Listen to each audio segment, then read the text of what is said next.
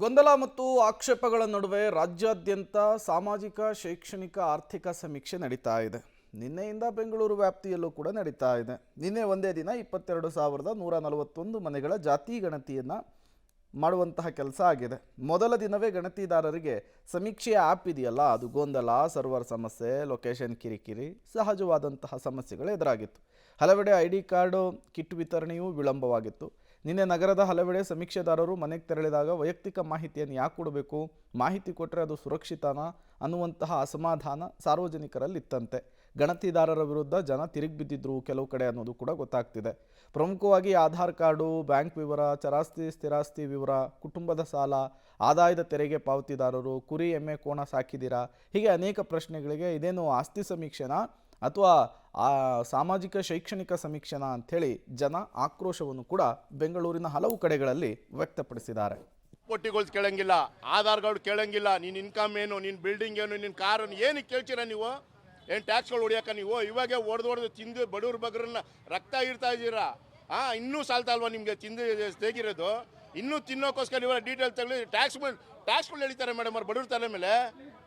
ಅದಕ್ಕೋಸ್ಕರ ಇವ್ರು ಮಾಡ್ತಾ ಇರೋದು, ಇವ್ರು ಒಳ್ಳೆ ಕೆಲಸಕ್ಕೋಸ್ಕರ ಅಲ್ಲ, ಇವ್ರು ತಿಂದು ತೇಗೋಕ್ಕೋಸ್ಕರ ಮಾಡ್ತಾ ಇದ್ದಾರೆ. ಆಧಾರ್ ಕಾರ್ಡು, ಪ್ಯಾನ್ ಕಾರ್ಡು, ಆಸ್ತಿ ವಿವರ ಡೀಟೇಲ್ಸ್, ಖಾತೆ, ನಾವು ಟ್ಯಾಕ್ಸ್ ಕಟ್ಟಿರೋದು, ನಾವು ಬಾಡಿಗೆಯಲ್ಲಿ ಇದ್ದೀವ, ಬೋಗಿದಲ್ಲಿದ್ದೀವ, ಮನೆ ಬಾಡಿಗೆ ಕೊಡ್ತೀರಾ, ಗಾಡಿ ಸ್ವಂತ ಇದೆಯಾ, 2 ವೀಲರ್ ಇದೆಯಾ, 4 ವೀಲರ್ ಇದೆಯಾ ಮೇಡಮ್, ಅದು ನಮ್ಮ ಮನೆ ಬರ, ನಾನು ಅದ್ರ ಮೇಲೆ ಲೋನ್ ಮಾಡಿ ತೊಗೊಂಡಿರ್ತೀನೋ ಇಲ್ಲ ದುಡ್ಡು ಕೊಟ್ಟು ಬೇರೆ ಎಕ್ಸ್ಚೇಂಜ್ ಮಾಡ್ಕೊಂಡಿರ್ತಾರೆ. ಇವ್ರು ಸರ್ಕಾರಕ್ಕೆ ಯಾಕೆ ಮೇಡಮ್ ಇವ್ರಿಗೆ ಸಾರ್ವಜನಿಕರ ಮೇಲೆ ಅಷ್ಟೊಂದು ನಿಮ್ಮ ಕಾಳಜಿ ಇತ್ತು ಅಂದರೆ ಸರ್ಕಾರದಿಂದ ಅನುಕೂಲ ಮಾಡಿಕೊಡ್ರಿ, ನೀವು ಅನುಕೂಲ ಮಾಡಿಕೊಡ್ರಿ. ಒಳ್ಳೆ ಟ್ಯಾಕ್ಸ್ ಇದು ಮಾಡಿ, ಟ್ಯಾಕ್ಸ್ ಕಡಿಮೆ ಮಾಡಿ ಜನಕ್ಕೆ ಅನುಕೂಲ ಆಯ್ತು, ಅದು ಮಾಡೋಕ್ಕೆ ಹೋಗ್ತಾ ಇಲ್ವಾ ಇವ್ರಿಗೆ? ಬೇರೆ ಇದೆಲ್ಲ ಬೇಕು ಅಂತ ಕೇಳ್ತೀರಾ? ಜನಗಳಲ್ಲಿ ಜಾತಿ ಬಗ್ಗೆನೇ ಒಂದು ರೀತಿ ವಿಷ ಬಿತ್ತೋ ಥರ ಸಮೀಕ್ಷೆ ಮಾಡಿಸ್ತಿದ್ದಾರೆ, which is not right. Actually ಜಾತಿ ತೊಗೊಂಡು ನೀವು ಏನು ಮಾಡ್ತೀರಾ? ಟ್ರೈನಿಂಗ್ ಕೊಟ್ಟಿದ್ದಾರಾ? ಏನಾದರೂ ಹೋಗಿ ಕೇಳೋರಿಗೆ ಎಂಥದ್ದು ಇಲ್ಲ, ಪೋಲ್ ಮಾಡ್ತಿದ್ದಾರೆ ದುಡ್ಡು ಅಷ್ಟೇ.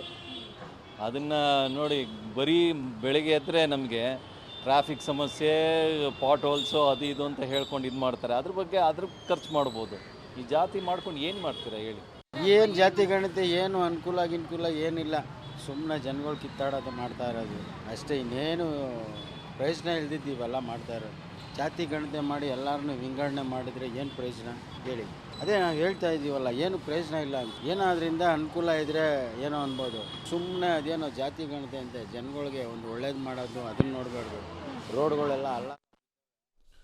ಮೊದಲೇ ನಮ್ಮ ಜನರಿಗೆ ಪೇಷನ್ಸ್ ಕಡಿಮೆ ಅಂಥದ್ರಲ್ಲಿ 60 ಪ್ರಶ್ನೆಗಳು, ಅದು ಕೂಡ ಈ ರೀತಿಯ ಪ್ರಶ್ನೆಗಳನ್ನು ಕೇಳಿದ್ರೆ ಜನ ಈ ರೀತಿಯ ಆಕ್ರೋಶವನ್ನು ಹೊರಹಾಕ್ತಾ ಇರುವಂಥದ್ದು. ಹಾಗಾದರೆ ಸಿಲಿಕಾನ್ ಸಿಟಿ ಬೆಂಗಳೂರಿನಲ್ಲಿ ಈ ಸಮೀಕ್ಷೆಗೆ ಜನರು ವಿರೋಧವನ್ನು ಯಾಕೆ ವ್ಯಕ್ತಪಡಿಸ್ತಿದ್ದಾರೆ? ಆಧಾರ್ ಕಾರ್ಡು, ಬ್ಯಾಂಕ್ ಅಕೌಂಟನ್ನು ಕೇಳ್ತಿದ್ದಾರೆ. ಮತ್ತೊಂದು ಕಡೆ ರಾಷ್ಟ್ರೀಕೃತನ ಅನ್ನುವಂತಹ ವಿವರವನ್ನು ಕೂಡ ಇವರು ಕೇಳ್ತಿದ್ದಾರೆ ಅನ್ನುವಂಥದ್ದು.